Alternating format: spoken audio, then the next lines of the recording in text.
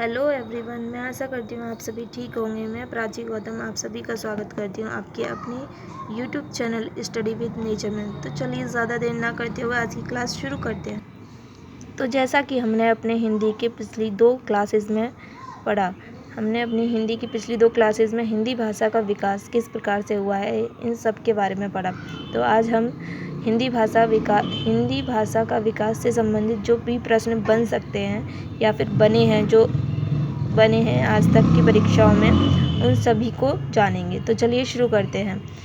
जो first question है वह है, इनमें से कौन सी बोली पश्चिमी हिंदी के अंतर्गत नहीं आती है। इनमें से वह कौन सी बोली है जो पश्चिमी हिंदी के अंतर्गत नहीं आती है। खड़ी बोली, ब्रजभाषा, कन्नौजी और अवधी। तो जो कन्नौजी है वो जो अवधी है वह पश्चिमी हिंदी के अंतर्गत नहीं आती है, क्योंकि अवधी जो है वो पूर्वी हिंदी के अंतर्गत आती है। पश्चिमी हिंदी के अंतर्गत जो है वो 5 बोलियां आती हैं, जो हैं खड़ी बोली, हरियाणवी, ब्रजभाषा, बुंदेली और कन्नौजी। तो जो अवधी है वो पूर्वी हिंदी के अंतर्गत आती है, इसलिए वो पश्चिमी हिंदी के अंतर्गत नहीं आती है। तो दूसरा क्वेश्चन है, ब्रजभाषा का क्षेत्र कौन नहीं है। ब्रजभाषा का जो क्षेत्र है वह कौन नहीं है। तो धौलपुर, मथुरा तथा आगरा ब्रजभाषा का क्षेत्र है, और यह जो सरगुला है वह ब्रजभाषा का क्षेत्र नहीं है। सरगुला जो है वो ब्रजभाषा का क्षेत्र नहीं है। धौलपुर, मथुरा तथा आगरा ब्रजभाषा के क्षेत्र हैं। तीसरा क्वेश्चन है, पश्चिमी हिंदी में कौन सी बोली है। पश्चिमी हिंदी में कौन सी बोली है। तो जो है पश्चिमी हिंदी में जो है वो कन्नौजी बोली है। मगही, मैथिली तथा अवधी यह पश्चिमी हिंदी की बोली नहीं है। जो कन्नौजी है वह पश्चिमी हिंदी की बोली है। फोर्थ क्वेश्चन है, बिहारी हिंदी में कौन सी बोली है। बिहारी हिंदी में जो बोली है वह कौन सी है। तो मगही जो है वो बिहारी हिंदी में की बोली है। बघेली, छत्तीसगढ़ी तथा बुंदेली यह बिहारी हिंदी की बोली नहीं है। भाषा की सार्थक लघुत्तम इकाई है। भाषा की सार्थक लघुत्तम इकाई जो है वह क्या होती है। तो भाषा की जो सार्थक लघुत्तम इकाई होती है वह शब्द होती है। तथा एक दूसरा क्वेश्चन इसी से मिलता जुलता बनता है, वह होता है कि ध्वनि की सार्थक लघुत्तम इकाई क्या होती है। जो ध्वनि की सार्थक लघुत्तम इकाई होती है वह वर्ण होती है, तथा भाषा की सार्थक लघुत्तम जो इकाई होती है वह शब्द होती है। नेक्स्ट क्वेश्चन, 6 क्वेश्चन पे चलते हैं। पश्चिमी हिंदी के अंतर्गत कौन सी बोली नहीं आती है। पश्चिमी हिंदी के अंतर्गत कौन सी बोली नहीं आती है। तो छत्तीसगढ़ी जो है वो पश्चिमी हिंदी के अंतर्गत नहीं आती है, यह पूर्वी हिंदी के अंतर्गत आती है। और कोरबी, बुंदेली और ये जो है वो पश्चिमी हिंदी के अंतर्गत आती है, तथा जो छत्तीसगढ़ी है यह पूर्वी हिंदी के अंतर्गत आती है। पश्चिमी हिंदी की कितनी बोलियां हैं। तो अभी हमने आपको बताया कि पश्चिमी हिंदी की जो है वो 5 बोलियां होती हैं। खड़ी बोली, हरियाणवी, कन्नौजी, बघेली, बुंदेली और ब्रजभाषा, यह 5 बोलियां होती हैं। बनारसी किसकी उपभाषा है। बनारसी जो है वो किसकी उपभाषा है। तो बनारसी जो है वो छत्तीसगढ़ी की जो है वो उपभाषा है बनारसी जो है। चलिए नेक्स्ट क्वेश्चन आगे बढ़ते हैं। सिंधी भाषा का संबंध किससे है। सिंधी भाषा का जो संबंध है वो किससे है। सिंधी भाषा का संबंध जो है ब्राह्मण से है। सिंधी भाषा का संबंध जो है वो ब्राह्मण अपभ्रंश से है। हिंदी किस परिवार की भाषा है। तो जो है हिंदी जो है वो भारोपीय परिवार की भाषा है। हमने अपने पिछले ही वीडियो में पढ़ा। अगर आपने वह वीडियो ध्यान से पढ़ा हो और रिवीजन किया हो तो आपको इन क्वेश्चनों को लगाने में कोई भी दिक्कत नहीं होगी। हिंदी भाषा का उदय किससे हुआ है।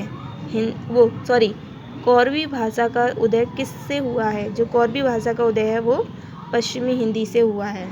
कौरवी भाषा का उदय जो है वो पश्चिमी हिंदी से हुआ है। नेक्स्ट क्वेश्चन, रामचरितमानस की भाषा है। रामचरितमानस जो कि तुलसीदास जी द्वारा रचित है, उसकी जो भाषा है वह क्या है। अवधी उसकी भाषा है। रामचरितमानस की जो भाषा है वह अवधी है। नेक्स्ट क्वेश्चन है, हिंदी भाषा की उत्पत्ति हुई है। हिंदी भाषा की जो उत्पत्ति है वो किससे हुई है? तो जो हिंदी भाषा की उत्पत्ति है वह संस्कृत, वैदिक संस्कृत से हुई है। नेक्स्ट क्वेश्चन, इनमें से कौन सी राजस्थानी बोली नहीं है? इनमें से वह कौन सी बोली है जो राजस्थानी नहीं है? मारवाड़ी, मेवाती और मालवी। मारवाड़ी और मेवाती और मालवी जो है वो राजस्थानी बोली हैं, तथा ये बुंदेली जो है वह राजस्थानी बोली नहीं है, ये पश्चिमी हिंदी की बोली है। बुंदेली जो है वो पश्चिमी हिंदी की बोली है। किसी सीमित क्षेत्र में बोली जाने वाली स्थानीय भाषा को कहते हैं। किसी सीमित क्षेत्र में बोली जाने वाली स्थानीय भाषा को क्या कहते हैं?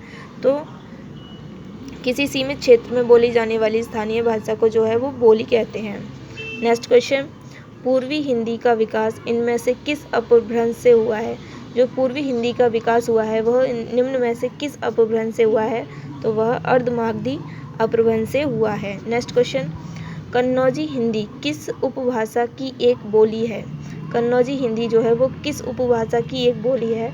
तो वह पश्चिमी हिंदी की उपभाषा की एक बोली है।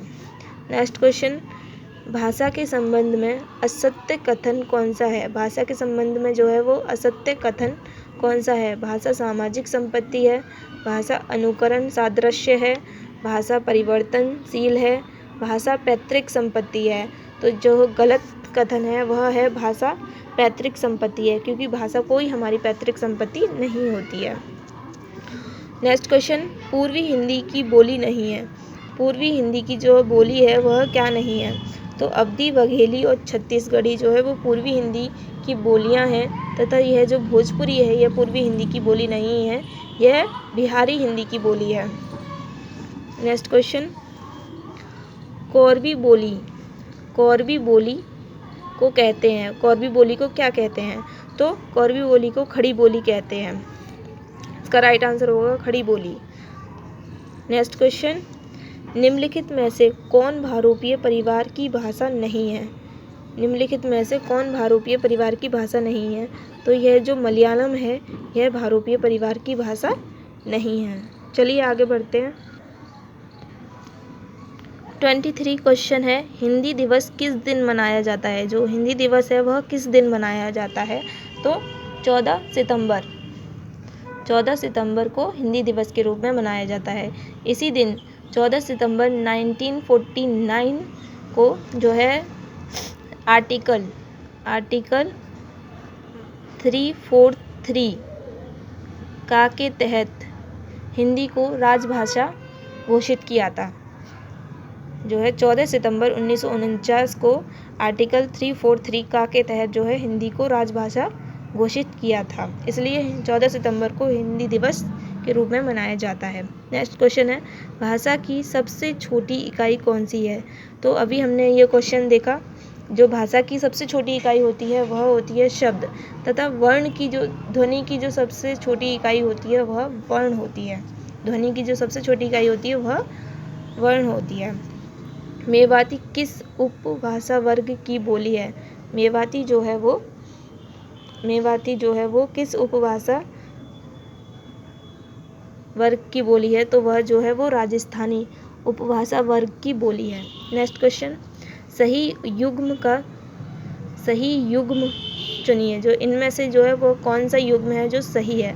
तो केवल जो फर्स्ट है वही इसका सही युग्म है। पश्चिमी हिंदी जो है वो खड़ी बोली, पश्चिमी हिंदी के अंतर्गत ही खड़ी बोली यानी कि कोरबी आती है, तो इसका राइट आंसर होगा ए। नेक्स्ट क्वेश्चन जो है वह है, इनमें से बिहारी हिंदी का रूप नहीं है। इनमें से जो है वो बिहारी हिंदी का जो रूप है वो क्या नहीं है? तो अवधी जो है वो बिहारी हिंदी का रूप नहीं है। अवधी जो है वो पूर्वी हिंदी के अंतर्गत आती है, ना कि बिहारी हिंदी के अंतर्गत। बिहारी हिंदी के अंतर्गत आते हैं भोजपुरी, मगही तथा मैथिली। नेक्स्ट क्वेश्चन, बघेली बोली का संबंध किस उपभाषा से है? बघेली बोली का जो संबंध है वह किस उपभाषा से है? तो वह जो है पूर्वी हिंदी से इसका संबंध है। बघेली बोली का जो संबंध है वो पूर्वी हिंदी से है। नेक्स्ट क्वेश्चन देखते हैं, हिंदी भाषा के उद्गम और विकास का सही क्रम चुनिए। तो आप ये क्वेश्चन अच्छे से जानते होंगे क्योंकि इसके बारे में हमने काफ़ी अच्छे से पढ़ा था। तो चलिए देखते हैं। तो फर्स्ट जो ऑप्शन है इसका, वही इसका राइट आंसर है। संस्कृत के बाद में आती है पाली, प्राकृत, अपभ्रंश, सौरासैनी, पश्चिमी हिंदी तथा खड़ी बोली। तो इसका जो राइट आंसर हो जाएगा वह हो जाएगा ए। नेक्स्ट क्वेश्चन देखते हैं। अवधी किस उपभाषा वर्ग की बोली है? जो अवधी है वह किस उपभाषा वर्ग की बोली है? तो अवधी जो है वो पूर्वी हिंदी की बोली है। अवधी जो है वो पूर्वी हिंदी की बोली है। तो हमारे क्वेश्चन की जो श्रृंखला है वो यहाँ पर ख़त्म होती है। अगर आपको यह वीडियो अच्छा लगा हो तो प्लीज़ चैनल को सब्सक्राइब तथा वीडियो को लाइक करें। तो आज के लिए बस इतना ही। फिर मिलते हैं अगली वीडियो में।